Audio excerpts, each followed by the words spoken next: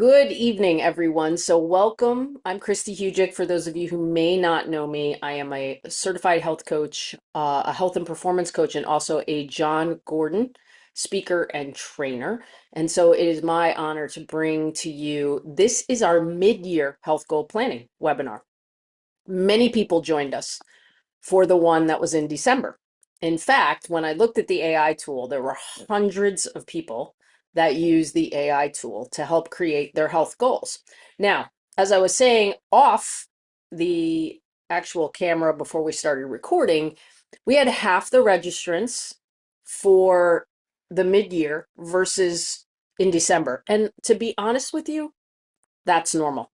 And that's part of, I wouldn't say the issue, but it's part of the process. I think that that's more common than not, that people kind of their attention wanes. So if you were here in December and you have the AI tool, you can use the same AI tool to create your goals whenever it is. It does not have to be the beginning of the new year. That AI tool is always going to prompt you to kind of ask you the questions.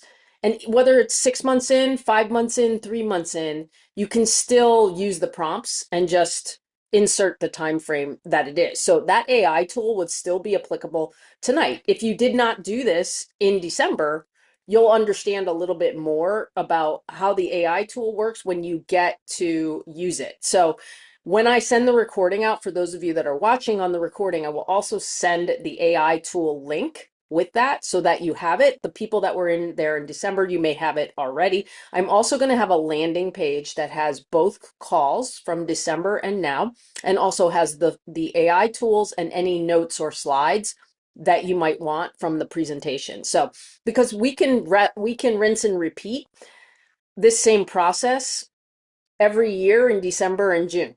So July is when mid-year hits. So we're preparing for that. The other thing is that to keep this conversation front and center, I do have a free community. One of the reasons why, and one of that attention wanes, and one of the reasons that I see that people are not successful is they don't always surround themselves with the messaging to keep that in the forefront of their lives, right? It's in everybody's mind in December. We need to start new. We need New Year's resolutions. Well, I ate too much over the holidays. I need to do something. It's in the forefront of everyone's mind in December. But what's happening in June? Has their attention gone to life, right? And in December, a lot of times people are coming off some time off over the new year. So it's a very different situation, but I think it's important to have these check-ins. So I'll run through the quick standard disclaimer that everything is for educational purposes. Nothing constitutes medical advice, whether it's in the AI or whether it's on here. I already read through who I am. I'm also the host of the Ripple Effect Connection podcast. So that's another way to keep the messaging. And when I'm saying messaging, I'm meaning if you're working on your well-being and your health, your positivity, your capacities, the other message you guys hear me talk about a lot, if those are your priorities and the visions and the things that you want to be a part of your life, you have to surround yourself with the messages, because if you don't, there's plenty of other messaging out there and things that will distract you in the world. So my point is I try to create as many free resources and free places to go as I can. So I have my free community on Facebook. I have my free podcast. I have these free webinars monthly. Some of you are on my email list, so you know that's free. So none of these things cost anything. And I really do this because I think it's just so important for people to surround themselves with this type of messaging and to have a place to go when you do want that. So the other thing I already talked about, being a John Gordon speaker and trainer, but I'm also a former health coach in Dr. Will Cole's autoimmune health reset program, where I learned a lot about people and habits and why it's so hard to change habits. I was on a coaching call today. We were talking about this. And why is it so hard? Why is it that my brain knows it has to do something, but it doesn't do it? So that's a big question. But I think the biggest question I want everyone to answer, and whether you did this in December or not, this is applicable. The past is the past. Yes, we can learn from it, but we're not going to live in it. The past doesn't dictate the future. The past doesn't even dictate today. So the biggest question I've been posing about this class is what needs to happen in the next 6 months for you to look back and say, this was a great year. Because that's what we have to focus on right now, right? We have 6 months left in the year. And what are we going to do with them? And it doesn't matter if it didn't go well the first 5 months of the year. It's what am I going to do going forward? What do I want this to look like? So I would really love, this is not meant to be like total teaching tonight. This is meant to be very interactive. I don't think this is all about like sharing everything that didn't go well. I think it's also about sharing your wins. So 100% this call is also to toot your horn and talk about your wins. That is absolutely the truth. So I would love to get some participation from you all about the answer to this question and how things have gone. So I'm going to give you one example from me. I will start first and I will share. I had some things, you know, that when I talk about goals, a lot of the times, this is what I teach in John Gordon frameworks also, goals are nice, but commitments are a different story. So commitments will take you places your goals can only dream of. And when it's a commitment versus a goal, it's like, hey, that's a nice thought. That's a good idea. I'd like to achieve this. You're in the initial phases of it. When it's a commitment, it's going on the calendar. It's going to happen. It's non-negotiable. Okay. So that's the difference that I always see. And that's like when we talk about to sports teams or teams that are businesses, that's one of the things we talk about. They have goals, they have visions, but what are you willing to commit to? And commitment's hard because you're giving something up. But what you get in return from a commitment is far and away way more than you'll get from a goal. So I always ask people like, yes, I call it goal planning sometimes to get people to understand what it is, but really it's commitment planning. So the goals are a nice initial thought. So I'll talk about a couple things that I had as quote unquote goals and commitments.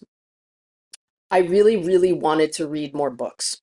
I literally went 3 years of like staring at a stack of books, some of which are sent to me, that I just was like, I'd start a book and I'd put it down and I wouldn't come back to it for months. And then I'd have to start over. And I was like not getting through a single book. And I'm like, couldn't figure out why that was. So I told myself this year, I'm willing to commit to this and I'm willing to commit to reading more books. And how I'm going to do it is I'm going to make it a habit to read every day. And the way I'm going to do it is the smallest way that I feel is possible, where it's so easy that I can't say no to it. So I started with, I'm going to read 10 pages of a book every single day. 10 pages. Because I was like, 10 pages, I could do that really quickly. That's really not a big commitment. I could do that at lunch. I could do it in the evening before I go to bed. I could do it on a break.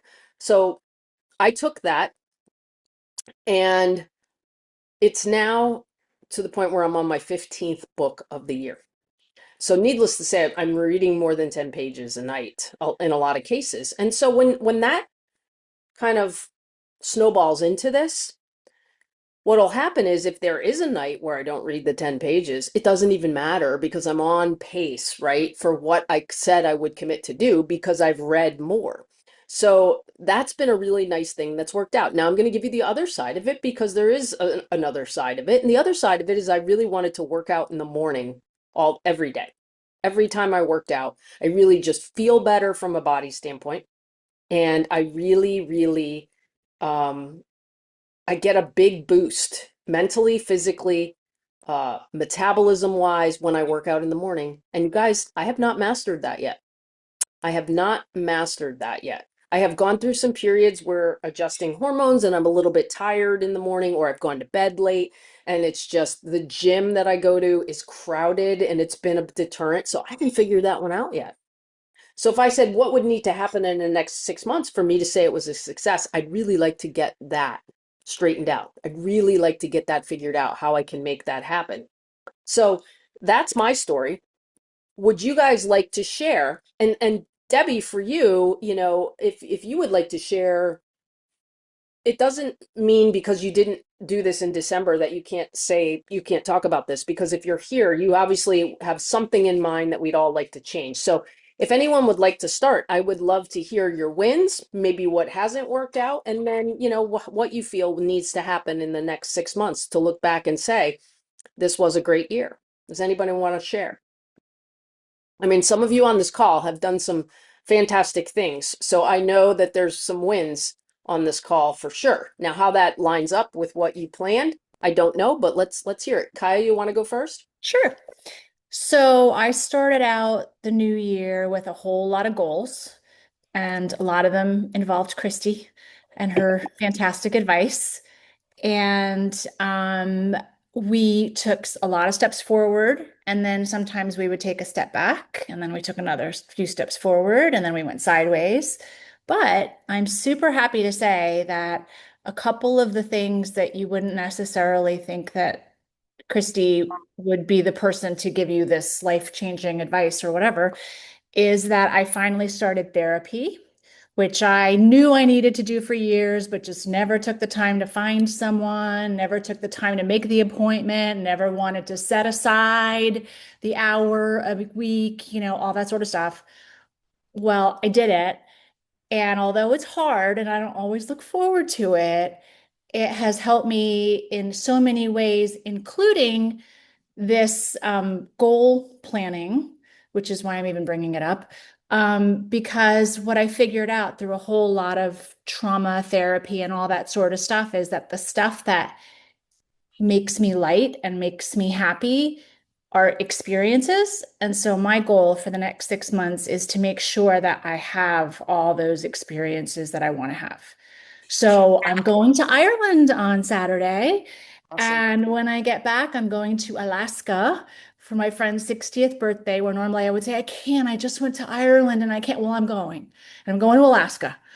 And then I'm going to plan a trip, hopefully with my husband in the fall. And then at Christmas, we're not going to go and do the typical thing that we always do, and we're going to do something else fun. And even if it's like just an hour drive or 2 hour drive, we're doing it. And so I'm really happy about that. That's awesome. First of all, Ireland's beautiful. I visiting new places and getting yourself in a lower stress situation too, because when you go away and you visit people, you don't really have a care in the world as much as you do when you're at home. And I think refreshing the mind and the body is a wonderful thing. My husband and I had a conversation today about just like, hey, we have all these things we want to do and we haven't done some of them yet. And it's difficult for us because our parents are at that age where Right. we are afraid, we're a little bit of fearful of being far away for a long time, but like there's still things we can do that, we talked about that we've put off. And I think those experiences are so cleansing for the soul. First of all, kudos to you because therapy's hard. Um, I think that, I've talked to many of you about like the Joe Dispenza philosophy of like you're creating in your mind this vision of what you want to accomplish and what you want it to look like so that your body, which doesn't know the difference whether that's happening right now or not, actually feels that and then you can like manifest it into the universe. So I just think a lot of we talked about like what has us like yeah, I need to do that, but it's not happening. Like, why? Like, why does that happen? So I dug into that a lot because in my book that I'm writing about capacity, I'm talking about habits, right? And I'm saying it's an easy framework.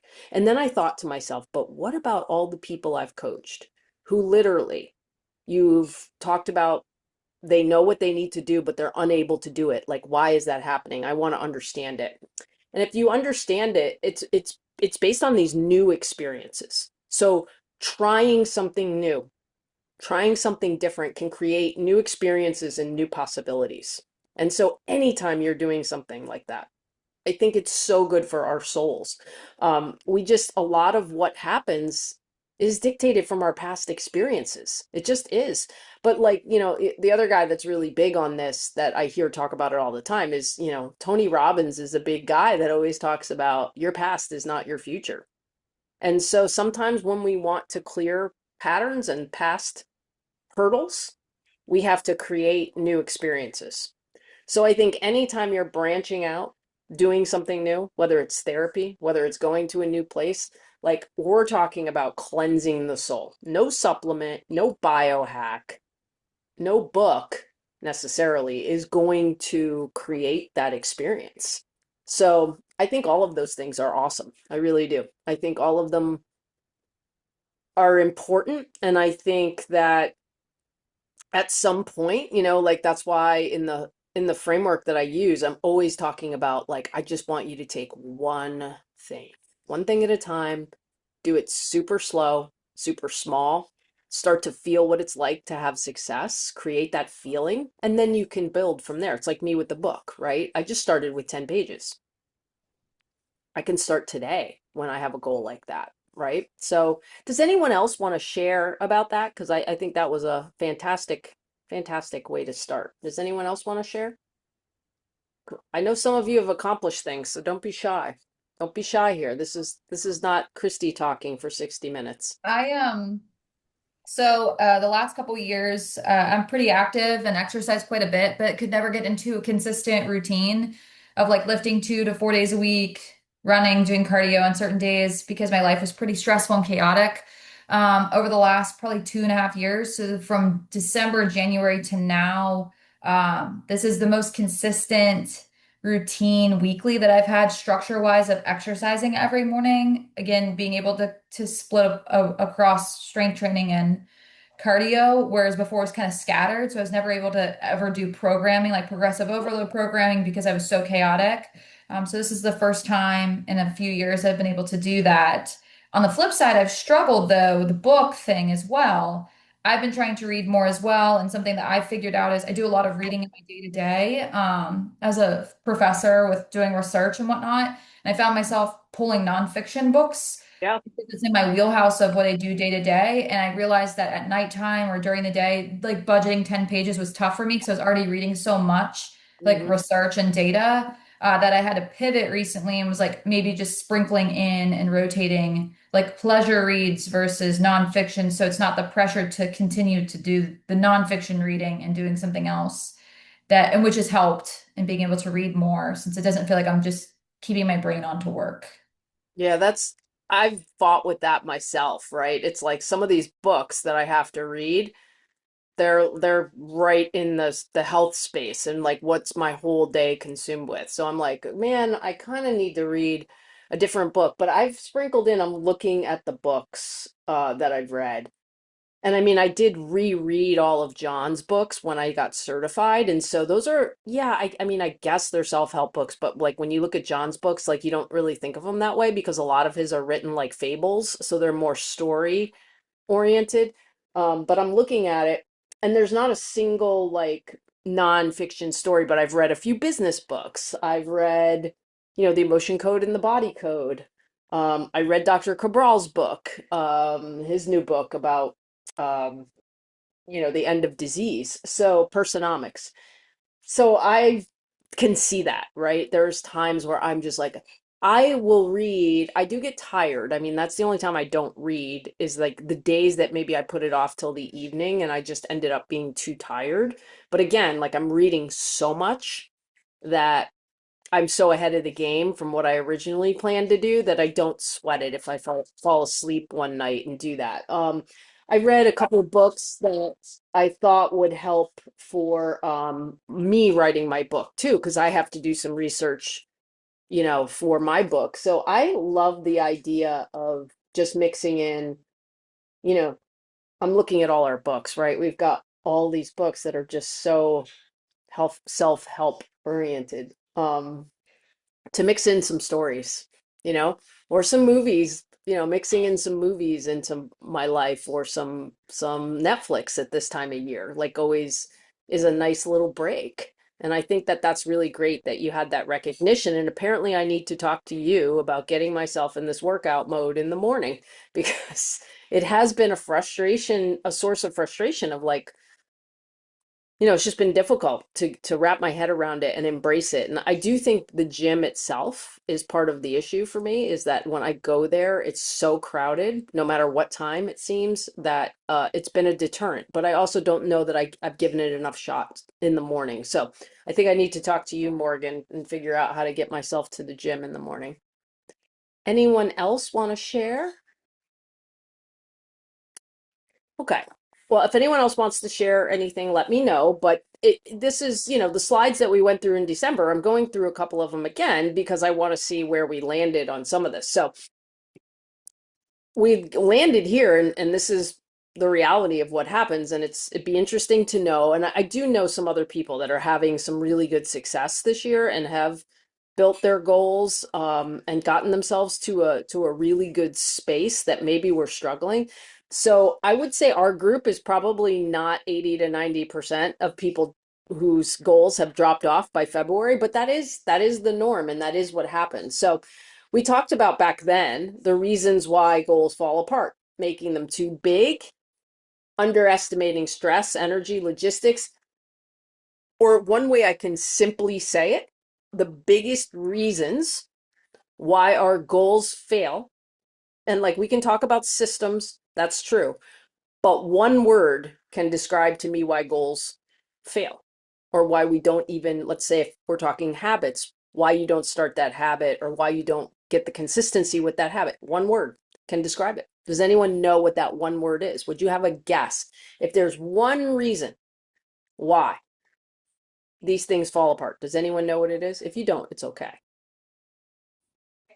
Anyone have a guess? No? For Too me, vague, not specific. that's a contributing factor, but you're going to hear that this word is going to sum up everything on this page and what you said in one word. It's alignment. If it's not aligned with our thoughts, our feelings, our vision, if they're not aligned, our actions aren't going to match. When you want these things to fall into place, right? It's your vision, your thoughts, your feelings, and your actions are all on the same level, right? That's what I mean by alignment. Because when something's out of line, it feels weird, right? The body kind of goes, I don't know about this. I'm kind of comfortable in my old complaining self, negative person. I'm kind of comfortable in that skin. And that can happen too, where your negative experiences are actually the comfortable place that your body prefers. So that's where the vision comes in too, where you have to think to yourself, like, I would envision myself reading books before I read books. Like, I want to think that I've already done it and feel what it's like to have done it because my body doesn't know the difference. And now it thinks that feeling is normal versus like when I go to read these books and then I was like, whoop, that's the old pattern was nope, just read a few pages, put it down for weeks and don't come back to it. So alignment to me is the biggest factor when it comes to being successful with this. So that's why I'm saying I create the AI tool. We create these calls. We have a free community. Some of you are in the paid subscription community. We have that too for the people that want next level. When you can get the messaging around you, the vision, like that's part of it, right? You create this environment where you're surrounded by this new feeling and new message, and then it just becomes who you are. And you manifest it out into the world in some way, shape, or form somehow, right? So I think that's the biggest thing. And if you look at this page, right, you said, Kaya, making goals too big, too vague, too rigid. That's definitely on here.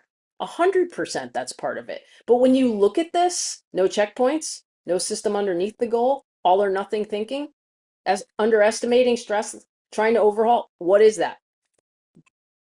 You need alignment for that all to happen. So that is, again, one of the major reasons why I think that New Year's resolutions fail because we have no idea why we want to do it. We just are like, oh man, I ate too much at Christmas and I need to lose some weight. And that's not a strong enough why. That's not a vision of what you want to create. So even if you lose like 5 pounds, that's gone. That's off the table. You're not going to keep doing that. And we all know that health habits are all about consistency, right? So who do you want to be? What is your identity that you want to create? Like, so all of that, if all of that is in line, it will work and it will work like a charm. Not saying it's not work, right? Because the thing about health and well-being, it's infinite. Like it doesn't like, it's not like, okay, I'm going to do the work for a week and then I'm good and we're going to stop. And that's, when I talk about my capacity message, some of you have seen and heard this. It's the Netflix thinking versus Blockbuster. It's a process for Blockbuster. You have to go through a lot to do that. There's absolutely nothing quick fix about health. And it's like trying to do things quick is what's made things hard in the first place. So trying to do things easy, like it doesn't work. So there is no way for me to do this and tell someone it's easy. But how I can tell you it's easy is that you can start today and you can start very small. And that's how I would say it is easy. It's easy to start, but you only have to think about today. Can I do this today? It's like if I asked you, can you eat real food for the rest of your life every day? You'd be like, oof, eesh, I don't know about that. But if I asked you, can you eat real food today? You would say, yeah, sure, I can do that. Right? So it's making it manageable. And then suddenly it becomes a part of you. And suddenly it becomes a habit. And just like you do when you get up and you brush your teeth and you take a shower every day, it just becomes autopilot.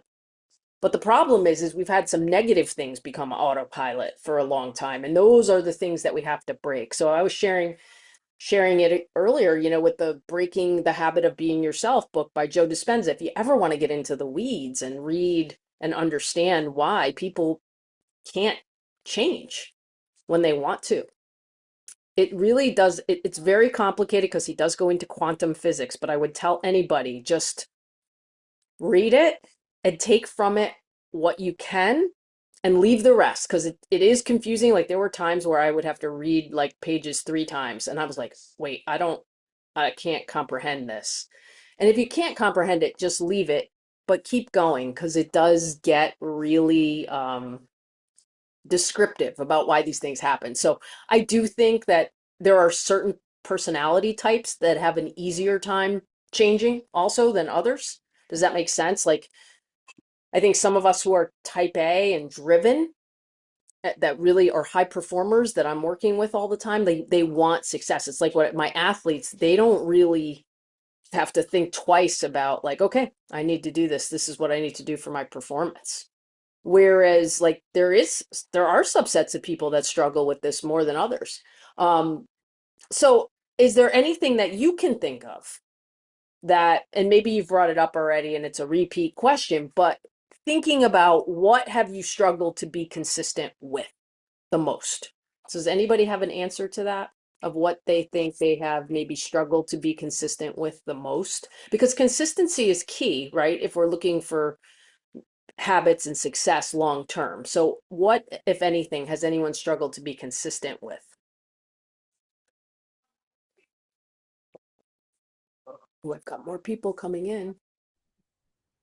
Has anyone struggled with, I give you something that I've struggled to be consistent with that I really hadn't had a problem with before. And it was my supplements. Like I literally the last 3, 4 months, and I think it's just, having a lot on my plate with what I'm trying to do right now and being in the middle of major championship season in golf, I have not been, I feel like not super consistent with my supplements. So has anyone had something that they're like, man, I wish I was more consistent with this, or I'd like to be. And then we can kind of dive into the whys and if we've already hit the reason why that happens. Sometimes it's life getting in the way, right? But I always say that there's a couple things you can do if consistency is a problem. Do an audit of your day because I can guarantee you we can all find something we don't need to be doing in our day, right? And we can carve out a little more time. And then the same thing that I was saying earlier about how it translated to me reading 15 books. It's maybe we've started with ambitions that were a little bit too small and we need to start small and make it achievable and get that feeling in us what it's like to do it, and then it will become repeatable. Does that make sense? Does anybody have anything consistency wise that they've struggled with? Um, I could say that I got really great at drinking enough water Mhm. throughout the day. And I had an app and I would track it. And then I got busy and I stopped tracking. And I realized today that I'm not drinking as much water. As Mhm. silly as it was to do that app, I think it just brought it to the forefront of my mind. Even if I would sit there and say, oh yeah, I drank, 40 ounces and do it all at one time or whatever it might be, I think just bringing it to the forefront of my mind and having to put it into the app made me think about it throughout the day, and I was better about it. So starting today again, I'm going to start putting it in the app because Yeah. I need to drink my 100 ounces. And it's actually like proof, right, of the point that I'm talking about. When you surround yourself with the messaging that you want and not distractions from other things. So for me, I did a similar thing to you. It was when I first started as a patient with Dr. Cole. I was trying to drink a lot more water and I was trying to do more electrolytes. I literally, you guys, had a Bluetooth water bottle. It was like, that's what I resorted to because it would blink and beep if I didn't have enough, if I was behind on my water intake for the day. Because I get so locked in, like during the day with work, I just get busy. And sometimes working from home has its detriments in that there's no one to really interrupt you. You would think like, oh, at home I could get distracted. I could go do some laundry or do some cooking in the middle of the day. I have the opposite effect where I just get locked in for a while and I don't move from that spot. And I look up and it's like 3 hours in and I haven't eaten breakfast and I haven't drank my water. So again, it's maybe doing that for a while to start, right? And then when it does become habit, and it starts to feel normal, right? Then we probably don't have to track anymore because that's what happened with me. It got to become a part of what I do. And then I have to track less. But I think you're reinforcing the messaging we're talking about. So whether it's drinking water or whether it's like say eating, let's just say positive mindset, right? Because if we don't surround ourselves with things that are in alignment with that messaging, sometimes we get off track because it's easy to be distracted, right? Because focus is one of my pillars in the capacity ecosystem. Focus is absolutely important. We got to focus on what's important, but surrounding ourselves. So the best example I can use is social media. If I always tell people, let's do a little check. What are I'll get into a workshop and this always comes up. What are the last three things? Can anybody tell me the last three things they scrolled on social or that they saw on social media? And like the answers you get. I mean, this is younger generation a lot of times. There are some older people that were like, I don't use social media, which was refreshing, but like it depends on the company and like where you're at. We had like when I do the talks for the church, like they could care less about social media. Those are not people that are doom scrolling all day. But if social media is creating this feeling in you, where you get on there and so's on there spewing about political things or negativity or complaining about something, I always say you have the power to change your algorithm. So whether it's on social media or just in your day to day, you have the power to surround yourself with the type of messaging and the type of things that you want to accomplish, the things that help get you there, and not be distracted by the things that take away your mind, body, and spirit that go towards that. So I feel like that's been a part of why I've been able to accomplish a change in myself, right? So I had a lot of work to do based on past traumas and past patterns, and they continue sometimes that work, right? I continue to dig things up, but I continue to surround myself with the people and the messaging that I need in my life every day to be the person I want to be. Does that make sense? So whether it's about drinking water or about trying to change some of these old patterns and be more positive, I think that that is where the key to success comes. And that's that alignment, That's that alignment. Morgan, you kind of, I know, have gone through this. Do you feel comfortable sharing about some of this? If you don't feel comfortable, that's okay. I don't mean to put you on the spot. I just know you have good experiences. Yeah, I'm fine too.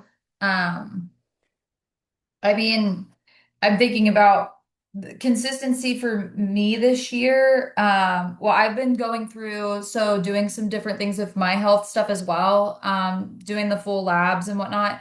And so this is the first time ever that I've really logged like hormonally or just like day-to-day stuff that I've truly logged. And I've been starting this since April.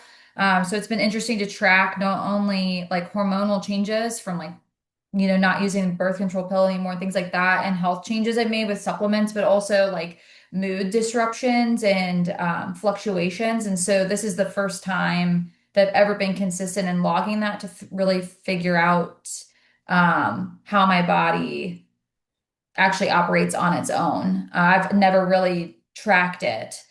So this is the first time I've actually kind of learned about the intricacies of that, which has been able to give me some insight onto some patterns that I have that impact my behaviors and also some like psychological symptoms, experiences that I've had.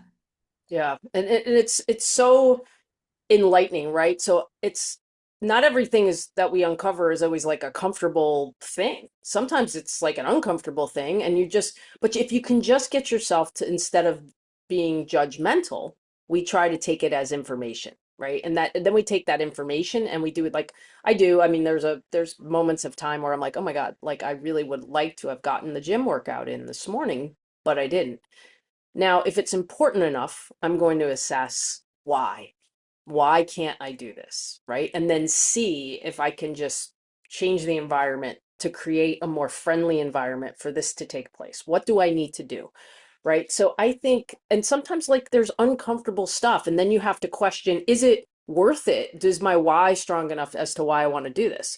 So sometimes with like working out in the morning, I don't know if my why is strong enough because if I don't work out in the morning, I'm still working out in the afternoon. I'm still getting it in. So for me, it's like, okay, I didn't get it in when I wanted to get it in, but I'm getting it in. So maybe it's not a strong enough like motivator, right? So sometimes you're like uncovering things that are uncomfortable. But if we can just take it as information and not be judgmental, we can figure out either a way to change it so that it is in more alignment or a way to do it. And I think that's sometimes what we're not so good at. We kind of beat ourselves up.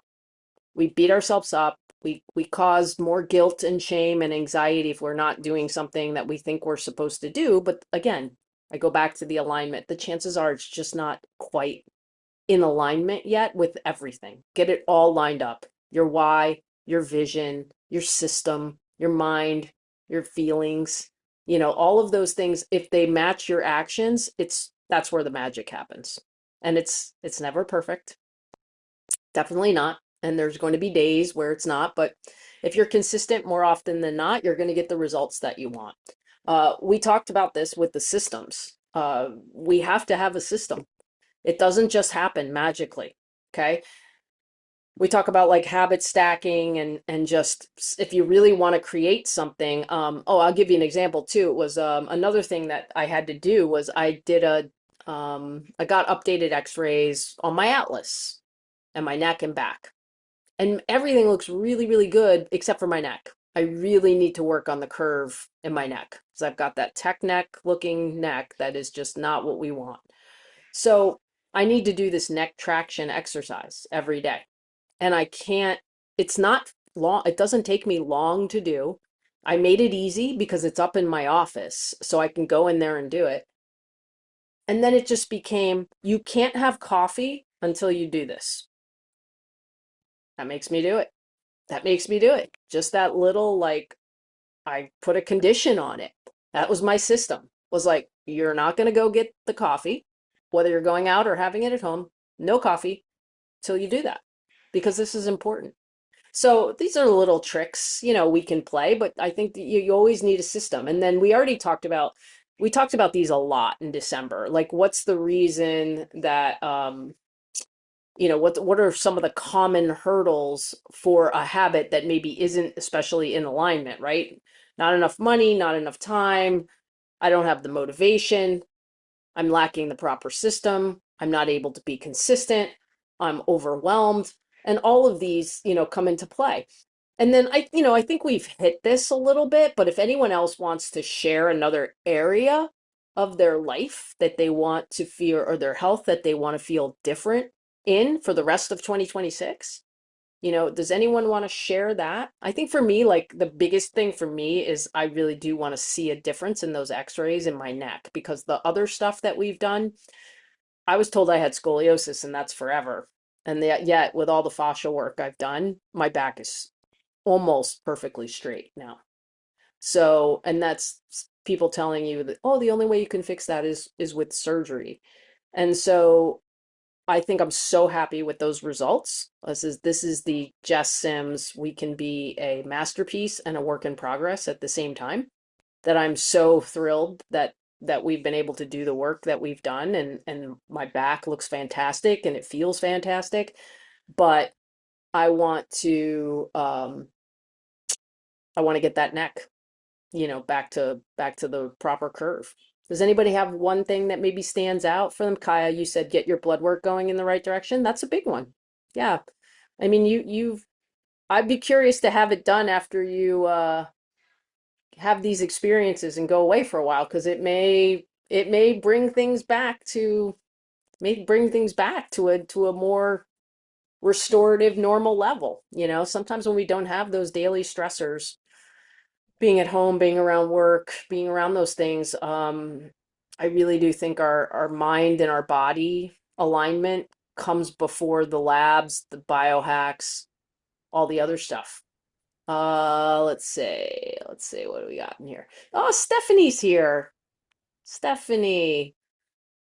Goal is to keep stepping into Planet Fitness and doing what I can. I love it. You're always doing it. It's what you can, girl. I'm enjoying treadmill walks while watching the French Open for 2 weeks. Yes, the French Open. I feel like I've never watched the French Open in my life because it's never been covered like TNT did. And I'm like, I feel like I missed out for years because we never saw that much tennis. So it's pretty cool to see the French Open. And now when I think I'm going to have a break from sports, and then I realize the World Cup is coming along too, and I'll be watching all that. So getting reorientated to some weight machines. I love it. All in good time. So yeah, I think that you're looking for consistency, and it's you're going to figure out, is that doable? Can I be consistent with that? And if I can't, what's the hurdle that might be stopping me? And like I don't think you were on here for this, Stephanie, but I was saying that one of my goals was to work out in the mornings to get it out of the way. I just feel better. Mind, body, everything feels better when I can work out in the morning, but I haven't been able to do it. Now there are some mornings I'm able to go. So what's the difference between the mornings I'm able to go and the mornings I'm not able to go? The mornings I'm able to go are the Pilates mornings, because I hit a button that committed me to that class, and if I don't show up, I lose the credit. Okay, so that's a commitment that I'm honoring because I have accountability there. Plus, I go to the coffee shop when I'm done with Pilates and I write my book. I sit in there and I write a chapter of my book. So that is what I'm talking about when everything's in alignment. Whereas when I'm going to go lift weights, I got to get up a little earlier. I've got to go to a gym that is always crowded. And it's like, I am not the sit on the machine, wait between sets. I like to work a different body part and do compound movements and all of that. And that environment at that gym is not conducive to that. So it's created a hurdle. So I was saying earlier, I have to figure out how I can fix that to make it more in alignment with what I want to do. Now, whether that's going to a different gym, whether that's I also committed to the machines like you, Stephanie, and the bigger weights, because I saw my DEXA scan with body composition and I was losing muscle. And so I'm like, okay, I need to change how I'm lifting. And so I need to lift the heavier weights. And sometimes when you need to do that, you can't hold the weights that you need to lift because they're too heavy to hold to do the exercise, and you need the machines sometimes to beef that up.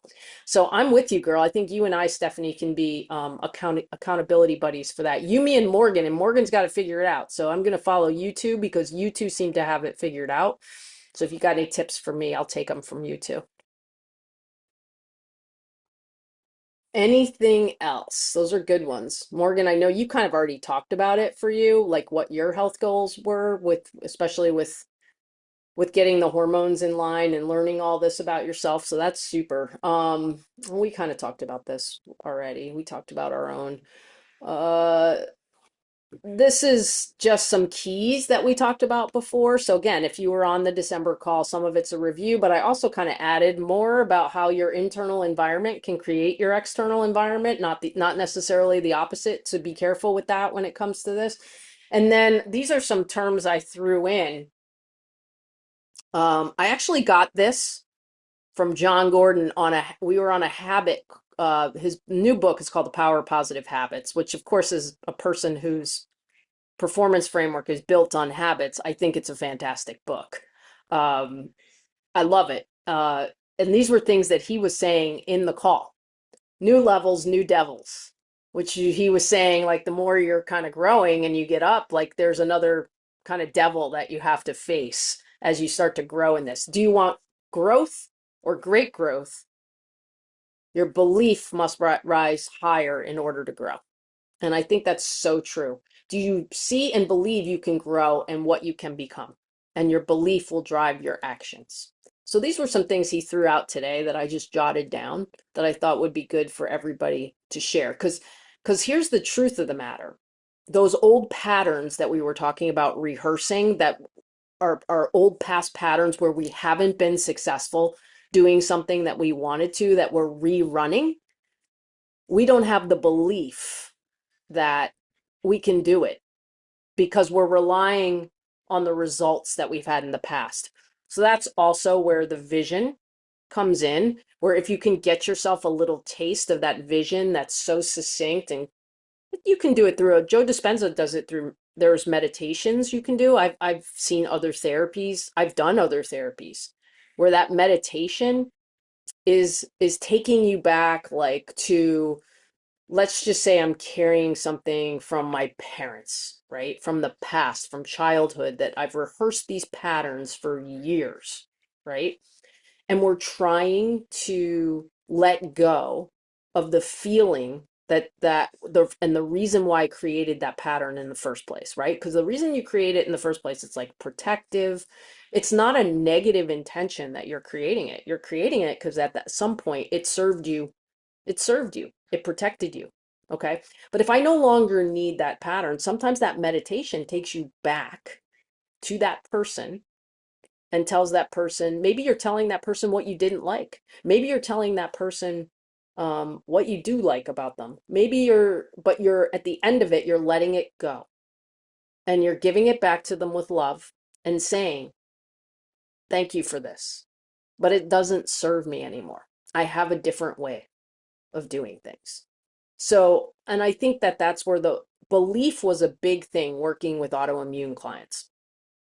When you have autoimmune clients, many times, and I think it's not just autoimmune, it's really any disease state, right? You don't see, you felt poorly, it's come over time, and that person, it's snowballed for so long and they feel so poor that they can't see another side of it.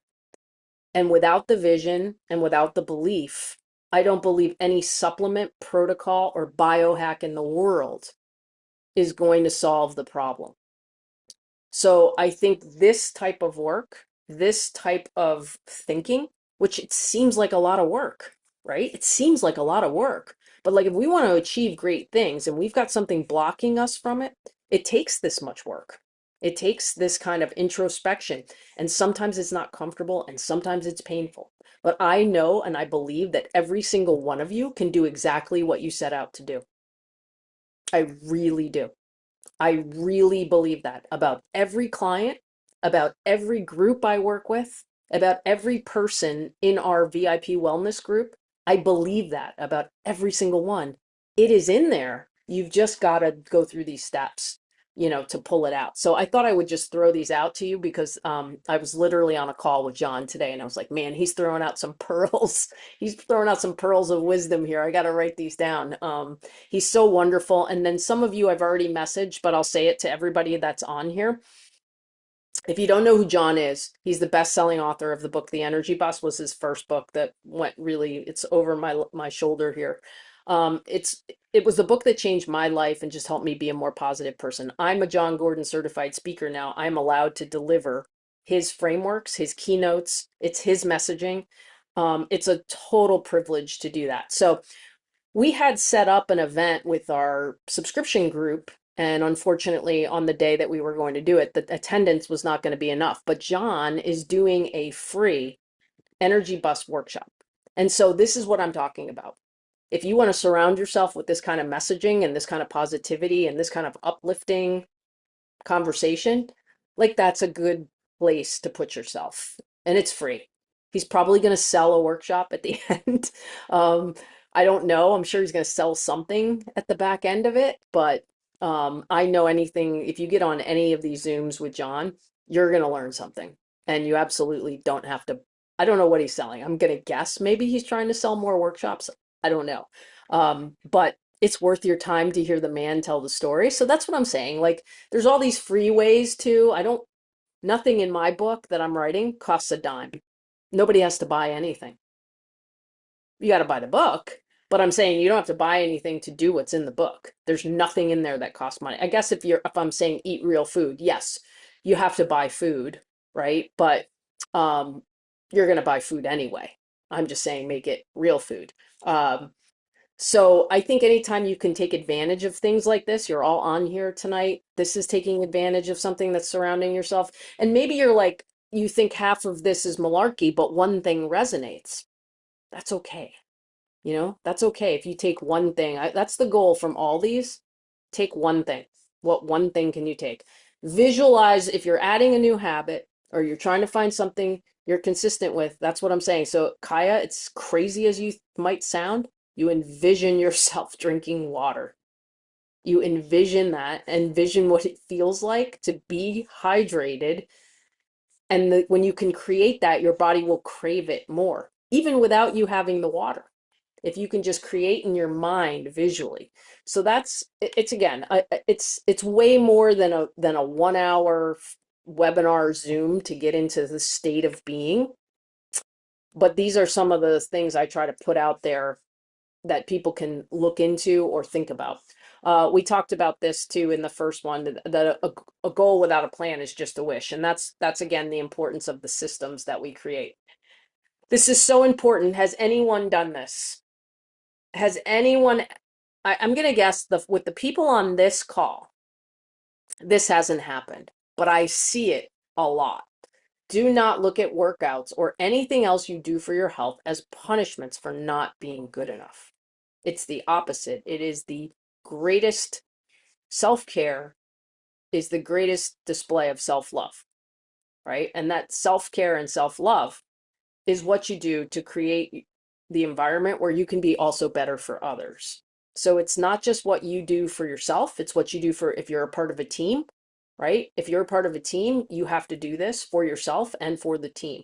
Has anybody seen an example of that? Am I the only one that has seen examples of this, or do you know people that have done this, or they look at it as punishment? Like, again, not to bring up and beat the New Year's resolution thing to death, but that's what a lot of people are doing at New Year's, right? They're beating themselves up. They're punishing themselves because they ate too much over the holidays, right? And that's why it doesn't last, because that's not a good motivator for anything. Not at all. Yeah. We talked about this. I'm reviewing like the foundational things when we're talking about alignment, the things that we need to have. And we talked about with the Jenga game, you build it, and if you start pulling from the bottom, it's more likely to collapse. You have to have a foundation. When you're building something, you do not start rebuilding the World Trade Center at the 75th floor. They started at the bottom where the foundation is. Right? They started in the bottom at the foundation. So if you don't have the foundation, it's going to be really harder. We talk about finding your why. I'm big on that. Your purpose must be greater than any challenge you face. Your purpose is what drives you. If you don't have a strong enough why, it's going to be really hard to create that alignment and create that desire to do whatever it takes to make that happen. This is the synergy and this is the synergy I was talking about, where we have the mismatches and the alignment. Make the habit small enough to stick. Make the unhelpful habit. So if you want to start and you're intimidated by adding a new habit, find the one that you can remove that has the biggest impact in your life, negative impact, right? So like for me, if it's Oh, I don't know, it could be water. Like say that's the negative impact is not drinking water. Well, then we've got to find a way to create that. Or is there, I always say one of my negative habits that I'd like to lose is creating imaginary deadlines. Deadlines that don't exist. Or I feel like my house, it's a house on fire. I have to get this done today. And then I'm like, do I? I really don't. I don't. There's no one holding a gun to my head to finish this today. So it's kind of what's happened with my podcast. With all this going on, I've got one episode left I need to put out, and it's been put on the back burner. And every time it happens where I'm like, I was going to do it and I don't do it, I say, oh man, like what am I doing here? I got to get this out. Well, do I? Do I? You know, I don't have advertisers, no one's holding a gun to my head. So I think addition can start with subtraction. So keep that in mind. We already talked about that. It's okay to reevaluate, which is what we're doing now. We're reevaluating. Did things go the way we wanted? Reevaluation is part of the process. When I talk to teams, especially these sports teams, there are going to be bumps in the road. There are going to be games and days where things don't go well. So what do? We don't stop. We don't say, oh, next game we don't feel like playing. Like we reevaluate, we see what we can learn from it and we take from it and we grow, right? We grow. And that's that growth opportunity that I was talking about. Rewrite the stories you tell yourself. And I think we've already hit on that. That's kind of what we've been saying about the alignment. Simple is impactful. I'm just looking on here. My good friend, Dr. Perry, effective things don't have to be complicated, just consistent. Apply the 2-minute rule is a James Clear thing. So I know we talked more about, many of you know that when it comes to the actual art of habit change, James Clear is a great person to follow or read books from if you're into the actual habit change. The 2-minute rule, again, it's about making it easy. It's about making it easy. Habit stacking, that's what I was saying to you earlier, the tool that I was using that after I do my neck traction, then I will drink my coffee, but not until. So this is a cue. Want to floss more, you put your floss next to the toothbrush. Identity-based goals, we talked about this. This is me. I want to write a book. The second I wrote a page, I'm a writer. I'm a writer. That's my identity now. I'm an author. I mean, I guess I have to be, maybe my book has to be published before I say I'm an author, maybe, but I'm a writer now. So, and that's, again, the outcome you want is you want to write a book, but the identity you want to create to make that happen is to be a writer. And the second I start writing, I'm a writer. Next, let's see, goals versus commitment. We already talked about that. I'm big on this. I am doing the 7 commitments of a great team, which is one of my favorite frameworks to teach with a high school boys basketball team, and they're going to learn. That's the first thing we talk about. We're doing the 7 commitments of a great team, not the 7 goals, the 7 commitments. And they're going to learn the 7 commitments and they're going to commit to all of them. Because in order to succeed, you have to commit. In order to commit, you have to give something up. But what you get in return is so much greater. So that's kind of my goals versus commitments. Vision, behavior, system, we already talked about. I talked about New Year's. I'm going to put the AI tool in the chat in case y'all don't have it. I did not want to do that. So let me try to go back to where I was. Oh, maybe I'll stop sharing. I'm going to stop sharing because it's easier when you mess up. So let me put the AI tool in the chat in case you don't have it anymore. But again, it will be in the replay also. All right, that's the AI tool. I think if you're not in my free community, some of you are not on Facebook. If you're on it, if you're in it, or if you if you know somebody else that's kind of like you and working on things like this, and you want to invite them in, that is a free place to be. You see that I do these free Zooms as much as possible, and I think it's great to be around this messaging, and you can share in there what your goals are. You get to pick what next month's topic is for the webinar. So that's free. If you're in the membership group, things just go up another level. You get articles, you get blogs, you get videos, you get a monthly Zoom that's just that group. You also get email support.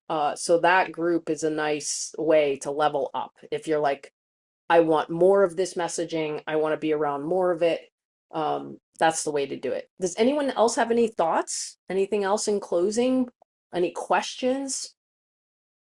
I think we've all made our own commitments here, and talked about what we're gonna, I was telling them earlier, I was telling Debbie earlier when I put this up, I guess Zoom changed it and I'm not used to my like headshot popping up in the chat. It's really like uncomfortable. So sorry for that, but I think it's a Zoom thing, I think, that they're trying to give a preview of the thumbnail, and somehow that's the thumbnail. So sorry about that. Anyone have any questions or any parting thoughts before we go? Going once? Going twice? Just thank you, Kristi. You're Thank you welcome. always for doing this for us. You're welcome anytime. And like I said, look, everybody is in different places in their life to receive messaging. And I want to tell you that you just know when someone's struggling and you want to offer an olive branch to try to help them. I hope that some of these free things are olive branches to people that will help, that you can pass along to someone. And I think like none of us want to force a message into someone's life. They have to be ready to receive it. But like, I just noticed that a lot of times you think maybe your message isn't coming across, or you think maybe it's not resonating with someone, and it does. And you find out later.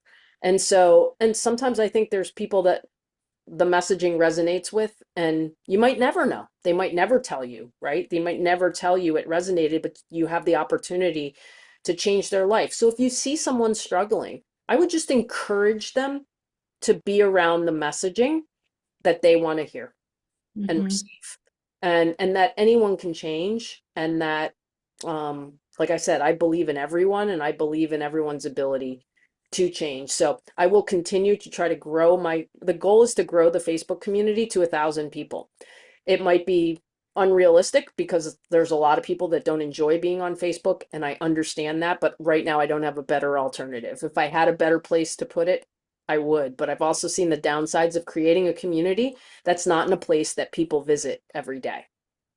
So if I had a better alternative, I would do it. I just don't yet.